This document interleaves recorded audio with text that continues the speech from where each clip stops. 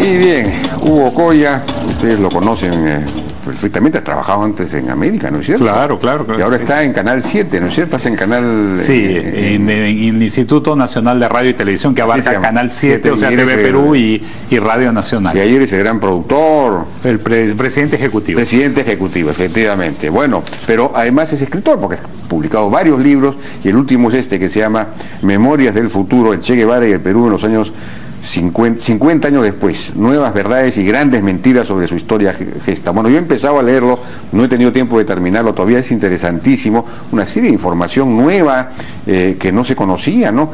¿Cuál es, digamos, qué es la novedad de tu libro respecto del Che Guevara? Bueno, yo creo que varias cosas, ¿no? Varias cosas. Primero, el papel que juega el Perú en la formación del Che Guevara.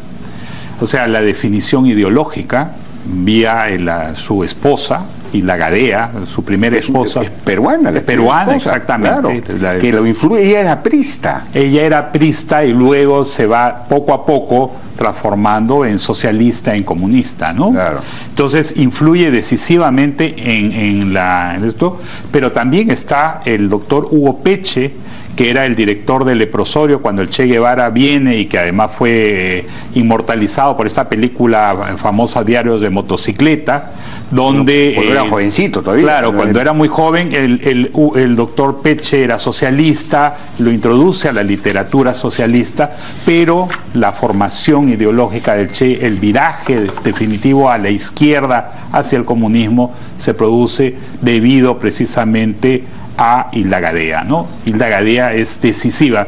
Yo creo sinceramente de que el Che no sería el Che como lo conocemos ahora o como se le ha conocido, si no fuera por el papel que juega en la vida de él Hilda Gadea. Hilda Gadea, claro, que lo introduce en el marxismo, exacto, en el leninismo. Mariátegui, o sea, lo hace conocer a Mariátegui y le hace lecturas, debates y todo eso, y él es el que se agarra y se convierte pues en el ala más izquierdista de lo que fue el régimen cubano al principio. Claro, ¿no? Él estaba pues a la izquierda de Fidel Castro, exactamente, ¿no? Él con Raúl.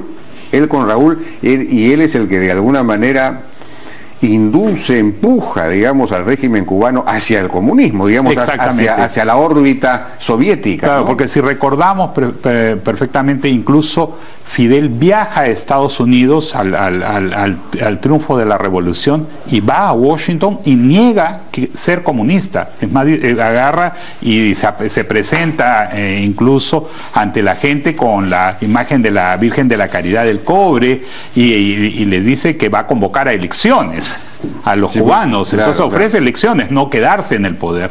Entonces el Che sí estaba a la más izquierda de lo que luego se formó el régimen. Por lo que leo acá en el libro, por ejemplo, organiza y fomenta invasiones de tierras porque no se recibía a Fidel Castro hacer una reforma agraria. Exactamente, empuja el proceso, y ya no le queda más remedio a Fidel Castro que decretar la reforma agraria después de que el Che, digamos, ha estado en la vanguardia de eso. Exactamente, pero además de todos digamos, las interioridades del régimen cubano, el Che decide exportar la revolución cubana a otros lugares de América Latina, incluyendo el Perú. Claro. Y de ahí tenemos la guerrilla que le cuesta la vida a Javier Heró, que conoció además directamente al Che y fue preparado. ¿Cómo se esa parte no llegué a? Claro, o sea, el Che no solo influye, digamos, o es influido por Peche y por Hilda Gadea, sino también influye sobre las formaciones de estas guerrillas de los 60 que tuvimos, tanto la que le cuesta la vida a través del Ejército de Liberación Nacional y que muere acribillado, asesinado en Puerto Maldonado Javier Heró, sino también en 1965 con la guerrilla del MIR de la Puente Uceda. Y lo que yo he conseguido a través de los documentos desclasificados de la CIA y del Departamento de Justicia, el memorándums de la Casa Blanca, es que en realidad los planes que tenía el Che era que el Che iba a hacer la revolución aquí y no en Bolivia. Ajá. O sea, y debido a este fracaso, a este primer intento, que es lo de Javier Heró, que le cuesta la vida, se repliegan, y luego la derrota del MIR, que estaba además, la CIA tenía espías dentro del propio MIR que le informan de cada uno de los movimientos y se lo pasan al gobierno de Belaúnde, y eso permite que el ejército peruano sepa dónde estaban operando, y hay los documentos que están dentro del libro. Eso permite el fracaso, la caída y el plan, abortan el plan del Che de venir al Perú para hacer la revolución acá, y deciden ir a Bolivia, porque había ya incluso un grupo de guerrilleros que estaba listo en Arica, un grupo de guerrilleros cubanos que estaba listo para entrar al Perú. Ajá. ¿En Arica? En Arica. Ajá. Y es cierto, luego después cambian el plan y deciden ir a Bolivia, pero también con la intención de entrar al Perú. Claro. Pero al fracasar todas estas avanzadas que tenían hacia Perú, y el otro país que también había sido elegido, que era Argentina, por obvias razones, porque es argentino nacionalizado cubano, aunque después renuncia a la ciudadanía cubana. Entonces eso provoca de que él se lance a la ofensiva en Bolivia. Una ofensiva, pues, una guerrilla que no estaba preparada, que estaba mal armada, que no conocía bien el territorio, y que además no cuenta con el apoyo de los comunistas bolivianos, lo cual significa un duro revés, porque ellos además pensaban que los comunistas bolivianos los iban a ayudar, pero además que la población boliviana, los campesinos, los iban a respaldar, y no los respaldan, al contrario, los ven como un enemigo, como gente extraña y todo. ¿Cuánta gente era ahí? Mira, en total era un puñado en el 67, ¿te refieres a...? En Bolivia. En Bolivia era un puñado de un medio centenar aproximadamente. ¿Medio centenar? Medio centenar. Ajá. Y ya, de los cuales algunos sobreviven, y los sobrevivientes se van cuando luego que matan al Che, y a los 3 peruanos, que también cuento la historia de estos 3 peruanos, que son Lucio Galván, Juan Pablo Chan y José Cabrera, mueren. Los sobrevivientes se van a pie desde Bolivia hasta Chile, y ahí son rescatados y ayudados por Salvador Allende, que en ese momento era senador, y luego después y que los ayuda a escapar hacia Cuba, ¿no? Ah, qué extraordinario.